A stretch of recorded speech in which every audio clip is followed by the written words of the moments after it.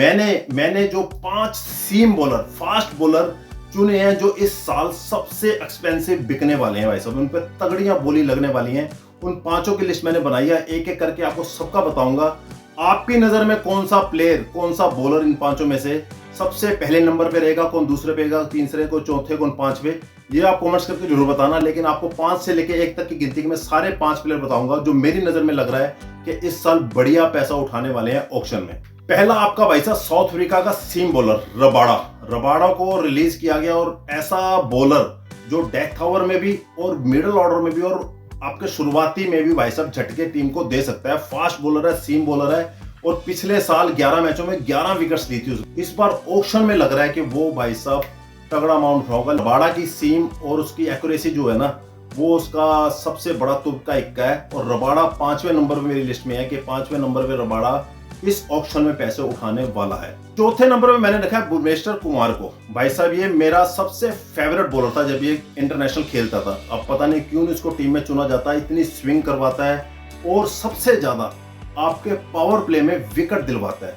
और लास्ट के depth over में आके भाई साहब आपको यॉर्कर, स्लो बॉल डालना, स्लो बाउंसर्स डालना, वेरिएशंस करना, और उसमें भी भाई साहब किफायती रहता है इतना, और रन्स नहीं देता, विकेट टेकर बॉलर है। सनराइजर हैदराबाद ने क्यों इनको रिलीज किया आई डोंट नो, क्योंकि सनराइजर हैदराबाद अपने 5 बड़े प्लेयरों के ऊपर जाना चाहती थी, इसको छोड़ के। अब सनराइजर हैदराबाद की भी दिक्कत की बात है, क्योंकि उनके पास अब कुछ ऐसा बॉलर नहीं है जो विकेट टेकर हो, और इसके पीछे गुजरात टाइटन भागेगी। दूसरे नंबर पर मुंबई इंडियन भी चाहेगी कि भुवनेश्वर कुमार हमारे पास आए, सीएसके भी चाहती है कि वो हमारे पास आ जाए, और आरसीबी, पंजाब और दिल्ली कैपिटल, ये सभी टीमें चाहती होंगी कि भुवनेश्वर कुमार जैसा विकेट टेकर बॉलर हमारे टीम में होना चाहिए।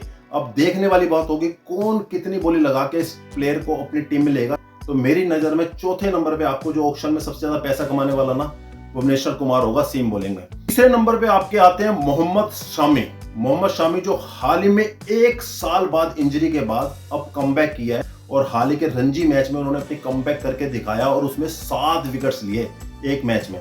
अच्छी यॉर्कर्स फेंक रहे थे, अच्छी स्विंग करा रहे थे, अच्छी बाउंसर फेंक रहे थे उस रणजी मैच में।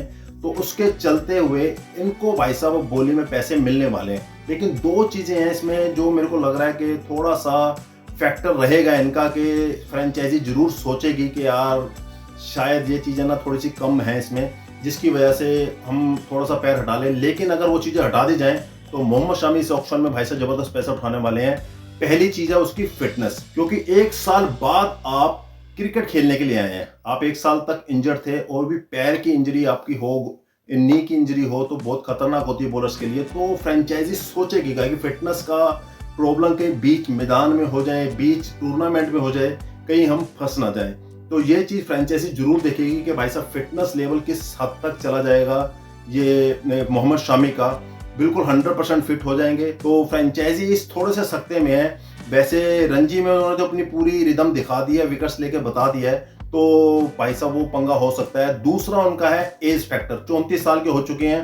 अब 2 साल के लिए मेगा ऑक्शन उसके बाद 2 साल बाद ही होगा, तो तब तक टीम सोचेंगे कि 36 साल का प्लेयर हम अपनी सीम बॉलर अपनी टीम में रखेंगे, ये सोचने वाली बात भी होगी।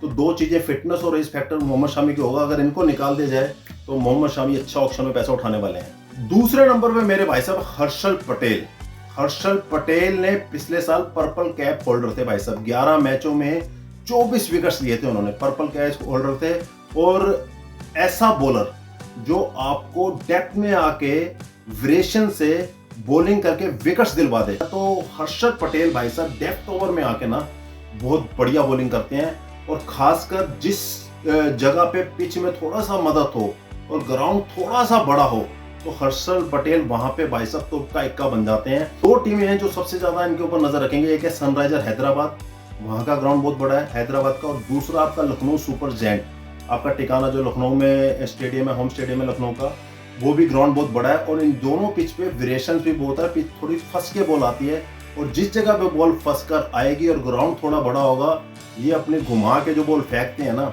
उसमें बल्लेबाजों को फंसा लेते हैं। और हर्षल पटेल पिछले साल पर्पल कैप होल्डर से और विकेट टेकर बॉलर हैं, 24 विकेट्स ली थी जिन्होंने, तो उसको कौन सी टीम नहीं चुनना चाहेगी।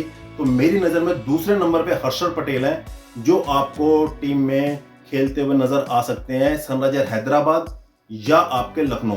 पहले नंबर पे कौन सा बॉलर होगा? आप जान गए होंगे, पहचान गए होंगे, वो है भाई साहब अर्शदीप सिंह, जो इंडिया का नंबर 1 टी20 सीम बॉलर है भाई साहब। इस टाइम इंडिया में सबसे ज्यादा सीम बॉलिंग में विकेट्स लेने वाला टी20 में बुमराह से भी पहले अर्शदीप सिंह है। और ऐसे ही नहीं, सिंह इज किंग बोला जाता। मेरे को नहीं लगता कि क्यों पंजाब ने इनको रिलीज किया। और इस साल भाई साहब ऑक्शन में आप इनको देख ले, 12 करोड़ भी ले सकते हैं, 14 भी ले सकते हैं, 16 भी ले सकते हैं और 18 करोड़ भी ले सकते हैं। अर्शदीप सिंह ने पिछले साल आपके 14 मैचों में 19 विकेट लिए थे।